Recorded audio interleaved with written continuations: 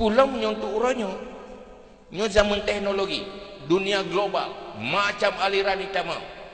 kiban dan apa selamat tadi bagaimana tak kembali kepada ayat Quran dan hadis draw ni apakah kembali Quran dan hadis asik maknanya muruk ayat Quran muruk hadis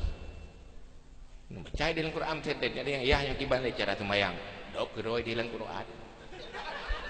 kumang mana ni rot ni lop nah nampak sembahyang pedas sembahyang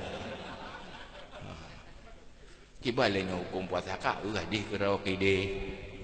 kau baca aja hadis jo tayar ana mungkin kan menalah Imam Syafi'i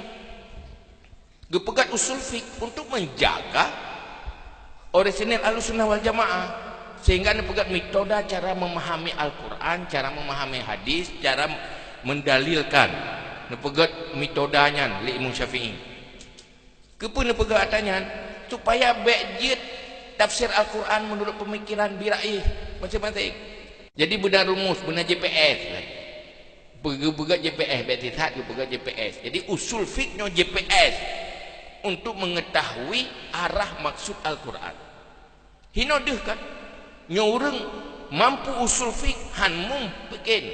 terpengaruh dengan gaya penafsiran Al-Quran liberal dengan teori hermeneutika